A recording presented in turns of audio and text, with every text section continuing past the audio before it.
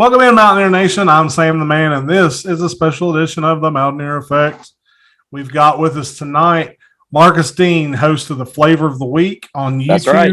Go check out his channel. He picks different game every week. Fanboys out. He's our ultimate fanboy. And then we got the Oklahoma kid himself, CP, down there.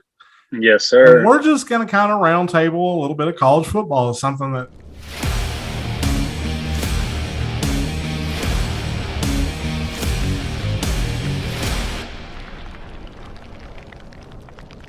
So we'll just start off.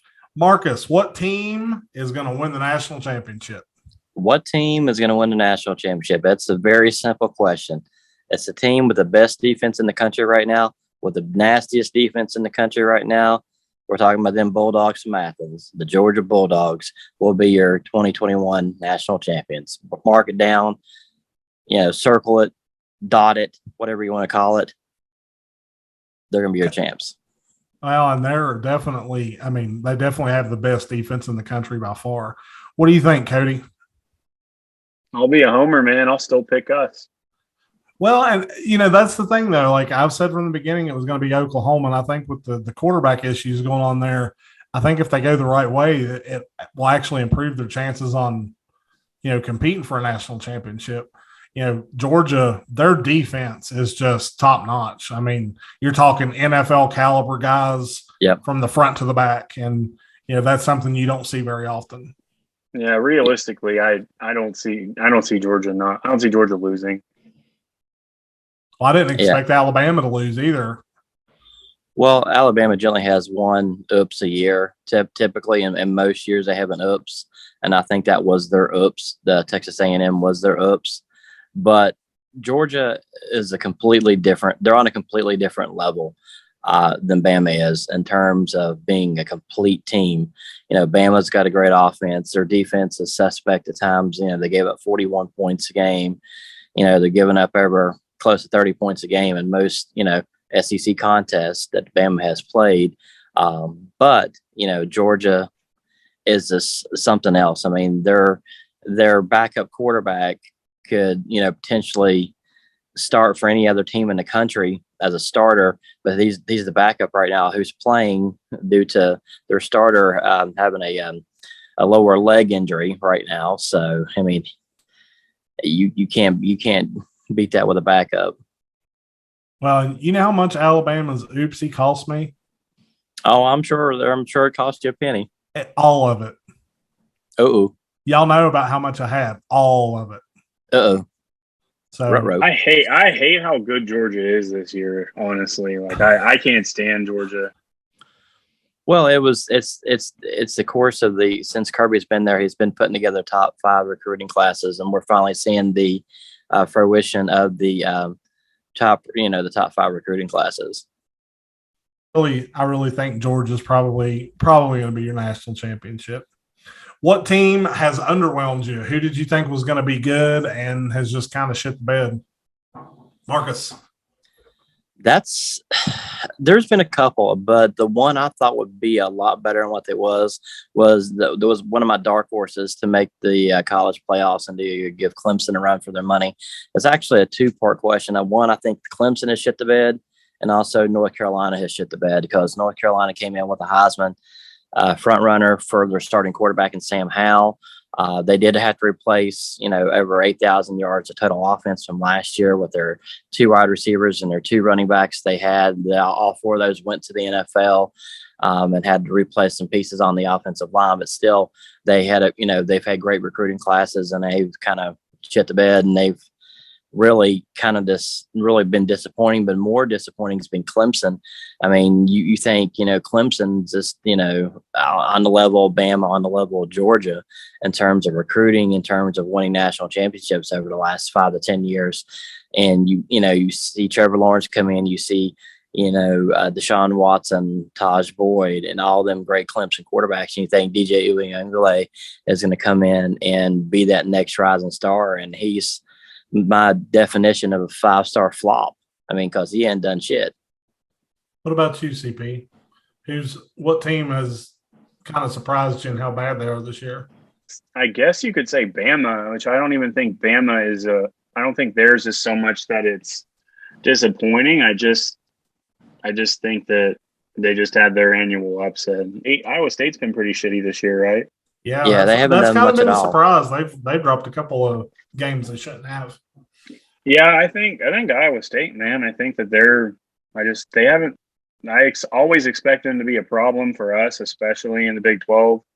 But they just haven't really lived up to the yearly hype that they build up. Well, in my pick, West Virginia.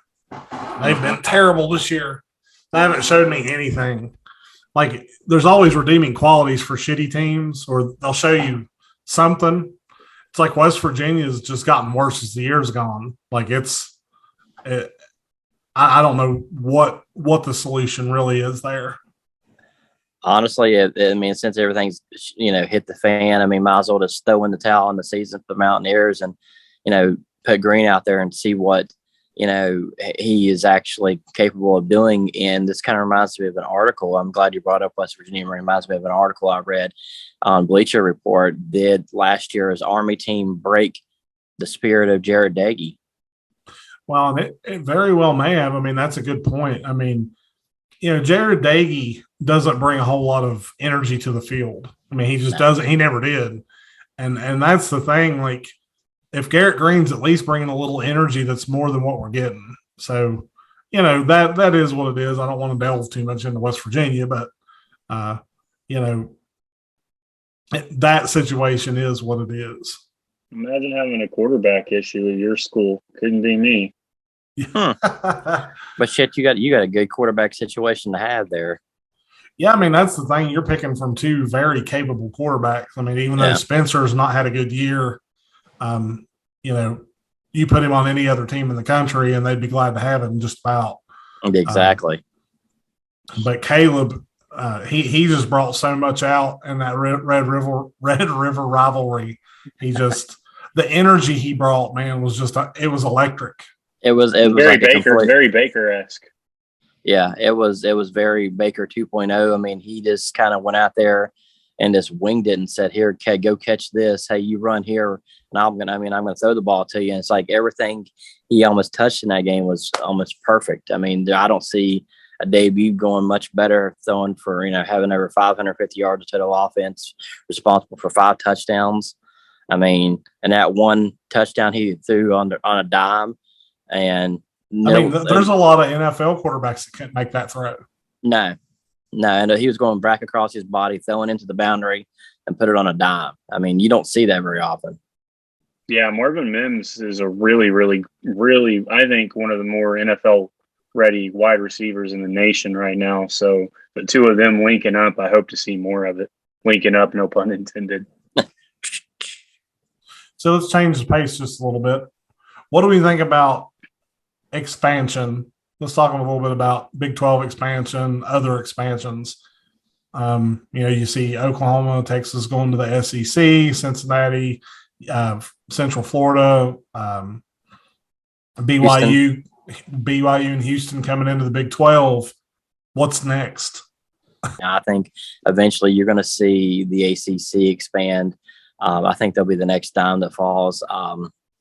It's gonna come to pass for Notre Dame to have to join a conference. I mean, there's gonna be no way around it. Notre Dame's gonna have to get into a conference if they want to stay relevant and stay the course to be able to compete for a national championship every year. I mean, they're already playing 6 ACC schools a year in football. I mean, and they're already in the ACC in basketball, so there's no reason for Notre Dame not to join, the ACC. And, geographically, it would make sense for West Virginia, even though you hate the idea. West Virginia joining the ACC, geographically, it would make sense for them, and it would be a step down in competition. But, I mean, it's going to be, you don't want to be West Virginia, be on the outside looking in, because I think eventually what's going to happen, the NCAA is going to die. And what I mean by that is they're going to have 64 teams. They're going to have 4 16 team conference super conferences, and they're going to go off and make their own thing and do their own rights for their own when the television deals are up. That's what's going to happen. Well, the idea of them joining the ACC's grown on me. The farther into this we get, I want to play. At the beginning of the year, of course, I want to play the best of the best. But shit, looking at this team we've got this year, I kind of wish we were in the ACC. I think it'd be a little bit more manageable. But that is what it is. What about you, CP? I like the expansions, honestly. Like, I know everybody's salty and OU gets to be the bad guy, and so does Texas, which Texas is always the bad guy. Horns down for life. But yeah, I like the expansion, man. Me personally, I've always, with all sports, well, with football at least, I think that there should be a shakeup every 8 to 10 years. Whether it's a conference shakeup or whatever it is, I get tired of seeing the same schedules every year. I think an expansion is something that the college football world needs. And honestly, if you look at the state of the NCAA right now, they're just trying to do whatever they can to survive with how everything's going. Well, my question is, go ahead. Yeah, my question is, when do y'all think it's going to happen? Will it happen with by 2022, or would it happen by 2024, 2025? Because that's when the other schools are coming into the Big 12. You talking about the SEC branch off? I think 2023. I do too. I think we got one more year before it all officially happens. I think, they're not going to pay the big exit money to go. That's a lot of money. I think it's going to be interesting because, the Big 12 or the Big 10 hasn't done anything. And they're between a rock and a hard place because they're going to have to do something. I mean, that's what it's coming down to, is they're going to have to do something. When you see the SEC expand, and then when the ACC does expand, the Big Ten, if they don't find a way to do it, they're going to be left out in the cold. Yeah, the Big Ten might pull a rabbit out of their hat and be the one to convince Notre Dame to come on board to the Big Ten, because Notre Dame has all the natural rivalries with Penn State and Michigan and Michigan State and all that. So that's, they'd be right there geographically, would make sense too. So if you take West Virginia out of the Big 12, is the Big 12 still a Power 5 conference once Texas and Oklahoma's gone? No. Well, if we're considering national titles across all sports and just look at it from school rather than that, yeah, it depends on where Oklahoma State is. Look, they love to brag to Oklahoma fans about how they have more national titles than us, but they're all in fucking wrestling. That's true. I get that. I think BYU is a great addition. Really. But, I'm still not sold. And Cincinnati was a good addition, but I'm still not sold on, Houston and Central Florida necessarily. Whatever team, I agree with Mark, man. Whatever team whichever team gets Notre Dame is probably going to be the next best conference up. It really would have to be the ACC, though. Notre Dame's locked in so tight with the ACC. I think it's like 2026 or 2028 or something like that. They can't get out of that contract for that amount of time. I think they're already kind of in the ACC, whether they want to be or not. They just, the formality of it has to be done. Well, and right now you're seeing Notre Dame, coming to places like Blacksburg, and they go to Charlottesville here in Virginia later on this year. That's bringing in a lot of revenue, and a lot of Notre Dame fans here in Virginia are starting to pack out the stadiums. And right now, I had a couple friends went to the Notre Dame Virginia Tech game, and they said there was easily 10,000 Notre Dame fans there. Well, Notre Dame definitely travels. They've got more money than you could ever need to run a football program. Exactly. Well, that's because there's Irish people everywhere. True. And Catholic people everywhere. Yeah. It's the truth. It's the truth. It is what it is. West Virginia, you get up north in West Virginia, down the southern part, people are West Virginia Tech fans. You get up north and they're West Virginia Notre Dame fans. That's just the way it is. and then everybody hates Pitt.